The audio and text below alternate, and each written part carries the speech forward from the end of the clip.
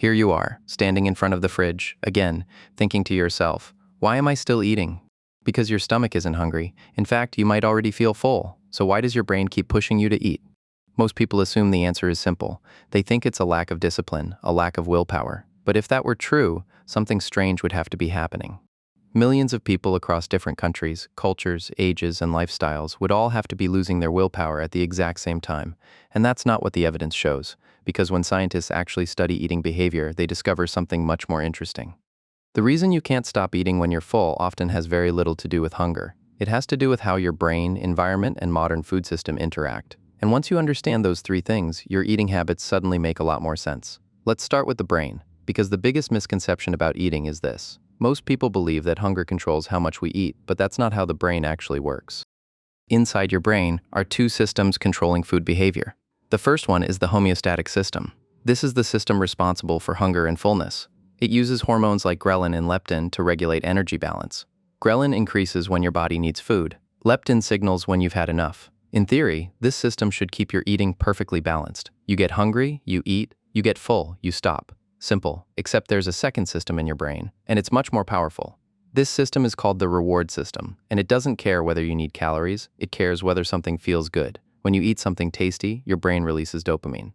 Dopamine is often called the pleasure chemical, but that description is slightly misleading. Dopamine doesn't just create pleasure, it creates motivation. It makes your brain say, that felt good, let's do it again. So even if your stomach signals that you're full, your reward system might still be chasing the experience. And this is where things start to get interesting, because modern food isn't just triggering the reward system accidentally, it's designed to.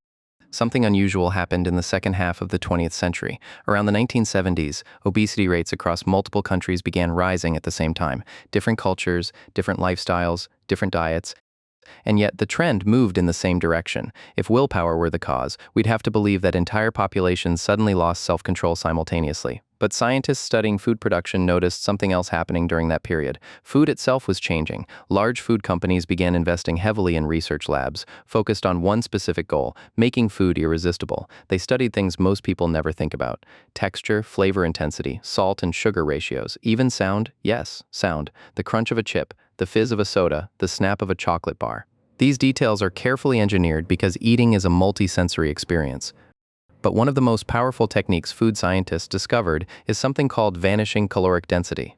It sounds complicated, but the idea is simple. Some foods dissolve in your mouth extremely quickly. Think about things like chips, puffed snacks, crackers, chocolate. They feel light when you eat them, almost like they disappear, but calorie-wise, they're extremely dense. Because the food dissolves so quickly, your brain doesn't register how much you've eaten until much later, which means you can eat a large amount before your body sends the signal to stop. In other words, your fullness system is being bypassed, but food engineering isn't the only reason people struggle to stop eating. There's another powerful psychological effect involved, and it starts with something most people have done at least once in their life: dieting. Imagine someone places a big red button in front of you, and then they say, whatever you do, don't press it. Suddenly that button becomes incredibly interesting. You weren't thinking about it before. Now it's all you can think about. Food works exactly the same way. When we label foods as bad, off-limits, or cheat foods, something happens psychologically. The brain perceives scarcity, and scarcity increases value. So when you finally allow yourself to eat that food, your brain reacts as if it might be the last opportunity, which can trigger overeating. Psychologists sometimes call this the what the hell effect. It works like this. Someone eats one cookie they weren't planning to eat. Then their brain says, well, I already messed up. What the hell? And suddenly they eat 5 more. Not because they're hungry, but because the mental rule has already been broken. Ironically, strict dieting often makes overeating more likely, not less, because restriction intensifies the psychological power of food. But there's another reason people eat when they're full, and this one has nothing to do with biology or dieting. It has to do with emotion. If you feel like your brain learned something today, hit like and subscribe so I can keep feeding it videos like this. Food is one of the fastest ways to change how you feel. When you eat something enjoyable, your brain releases chemicals that reduce stress and create comfort. That's why certain foods feel like comfort foods over time. Your brain begins linking food with emotional relief, stress, boredom, loneliness, fatigue. Food becomes a quick way to shift your internal state. So imagine this situation: you finish dinner. Your stomach is full, but you've had a stressful day.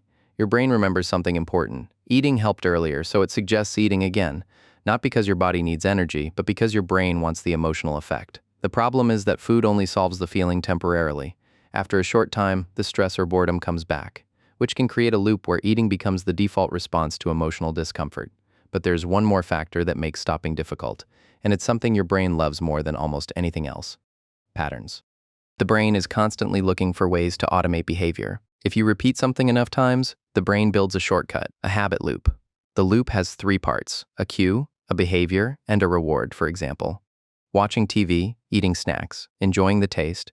After enough repetitions, the cue alone can trigger the behavior. You sit down on the couch, and suddenly you feel like grabbing snacks, even if you're not hungry. The same thing happens with other routines: dessert after dinner, snacking while working, eating when stressed. These patterns become automatic, which is why people often say things like, "I don't even remember deciding to eat it," because in many cases, the decision was made by a habit loop long before you were aware of it. But here's the important part. Once you understand these systems, something changes, because the behavior that once felt confusing starts to make sense.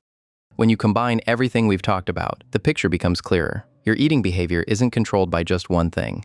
It's influenced by several powerful forces working together. Your brain's reward system pushing for more pleasure, modern foods engineered to bypass fullness signals, psychological restriction making certain foods feel scarce, emotional triggers encouraging comfort eating, and habit loops that automate the entire process. So when someone says, "just use willpower," they're ignoring the reality of how human behavior actually works, because you're not just resisting hunger, you're resisting biology, psychology, environment, and habit all at once. And that's why this experience is so common. Standing in the kitchen, eating something you didn't even plan to eat, wondering why stopping feels harder than it should, but understanding the psychology behind it is powerful, because the moment you see the system clearly, you stop blaming yourself, and you start realizing something important. Your brain isn't broken, it's responding exactly the way it was designed to. Just in a world where food has been designed to outsmart it.